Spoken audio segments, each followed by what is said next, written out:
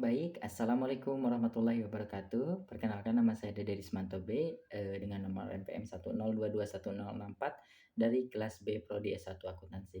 Di sini saya akan memaparkan materi pada mata kuliah Pendidikan Agama 6 yaitu dari materi 1 sampai 5. Nah, untuk bab yang pertama ada bab yang menjelaskan tentang kematian dan dorongan untuk selalu mengingatnya. Nah, manusia pada dasarnya terbagi dalam ketiga golongan, yaitu ada golongan yang tenggelam dalam urusan duniawi, ada juga yang bertaubat dan ada yang telah mencapai tingkat arifin. Nah, di mana yang pertama, orang yang tenggelam dalam urusan duniawi tidak akan mengingat kematiannya.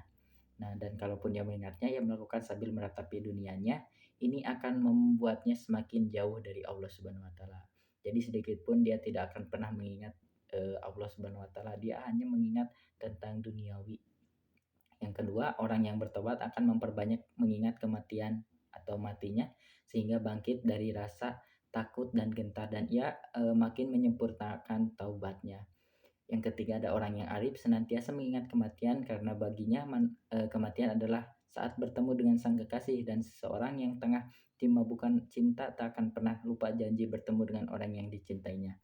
Nah, jadi yang ketiga ini adalah orang yang dia selalu mengingat kematiannya bahwa kematian itu sangat dekat dengan dirinya. Nah, ini juga diriwayatkan tentang Hudzaifah. Selanjutnya bab yang kedua ada Tahrim Ramadan 1445 Hijriah yang dimana kita sudah melaksanakannya pada bulan kemarin. Nah, secara etimologis atau secara bahasa, kata tarhib berasal dari fi'il rohiba yarhabu rohobun yang berarti luas, lapang, dan lebar. Nah, selanjutnya menjadi fi'il rohaba yurahibu tarhiban yang mengandung arti menyambut, menerima dengan penuh kelapangan, kelebaran, dan keterbukaan hati. Dalam kamus Al-Munawwir, saum Ramadan itu wajib bagi setiap muslim yang boleh balik atau dewasa, berakal, dalam keadaan sehat dan dalam keadaan mukmin atau tidak bersafar.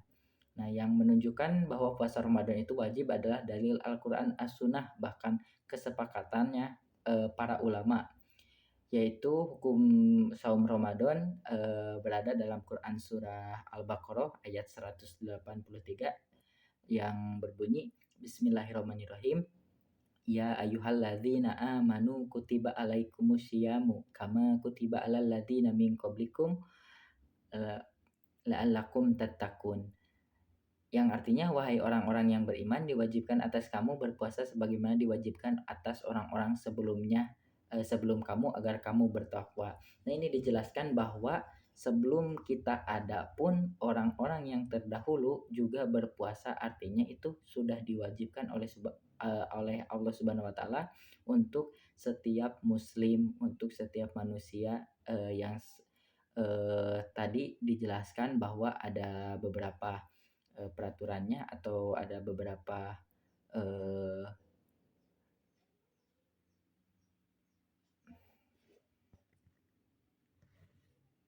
nah, yang ketiga ada bab tentang dalil tentang kematian, ayat Al-Quran tentang kematian yang tidak bisa ditunda.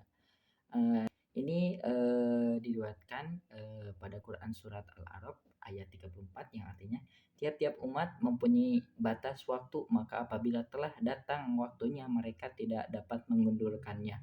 Barang sesaat pun tidak dapat pula memajukannya. Jadi untuk kematian ini ajal walau sudah dekat gitu kan, tidak bisa dipungkiri lagi dan tidak bisa dihindari. Selanjutnya ada bab keempat yaitu keutamaan sedikit angan-angan. Nah, keutamaan sedikit angan-angan diriwayatkan oleh Ali rahimallahu wajahahu, sesungguhnya Nabi Shallallahu alaihi wasallam bersabda, ada dua hal yang paling aku takuti menimpa kalian, yaitu menurut nafsu dan banyak angan-angan. Sejatinya menuruti nafsu itu dapat menghalangi kebenaran dan banyaknya angan-angan itu sama dengan mencintai dunia. Diriwayatkan Ali haramallahu wajhu, sesungguhnya Nabi Muhammad SAW ada pula dua hal yang paling aku takuti. Nah, yang tadi adalah nafsu gitu kan ya, dan mencintai dunia. Nah, mencintai dunia, seseorang yang sudah begitu mencintai dunia, berikut segala kesenangan, kenikmatan, dan pesona-pesonanya, hati masih akan terasa berat jika sampai harus berpisah dan meninggalkannya. Nah, jadi, karena mencintai dunia, dia itu sangat, terobsesi begitu tentang dunia, sehingga dia akan meninggalkan akhirat dan tidak akan pernah mengingatnya.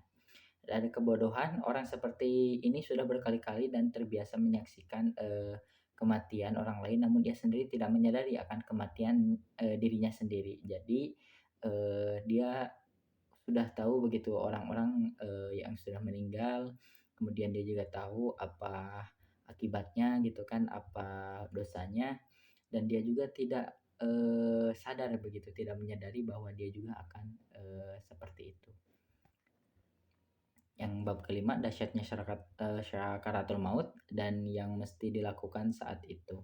Syakaratul maut adalah ungkapan tentang rasa sakit yang menyerang dasar nyawa pada jiwa dan menjalar ke seluruh bagian nyawa itu, sehingga tidak, ada satupun dari bagian-bagiannya yang bebas dari rasa pedih tersebut, dan rasa sakit yang dialami selama sakaratul maut langsung menghunjam nyawa dan seluruh bagian yang meliputi seluruh anggota badan, sebab rasa sakit yang dirasakan oleh tubuh akibat terebasan pedang itu terhubung dengan jiwa, sedangkan suara jeritan orang yang sedang mengalami syakaratul maut tidak bisa terdengar. Ini karena rasa sakit yang amat sangat, dan sakit ini telah memuncak dan menembus ke dasar hati. Akibatnya kekuatan tenaga menjadi hilang, semua anggota tubuh melemah dan sudah tidak ada sama sekali untuk berteriak minta tolong. Nah, jadi, dahsyatnya syakaratul maut ini juga sudah dijelaskan dalam ayat-ayat Al-Qur'an. Nah, sebelum ajal itu tiba, sebaiknya kita sebagai umat muslim, bersiap-siap ataupun, menyiapkan diri kita bahwa nanti kita sebelum pulang ke Allah Subhanahu wa taala, kita sudah mempunyai bekal yang cukup dan bisa diterima di sisinya. Mungkin itu saja yang dapat saya sampaikan. Mohon maaf bila ada kekurangan dan kesalahan. Wabillahi taufiq wal hidayah. Wassalamualaikum warahmatullahi wabarakatuh.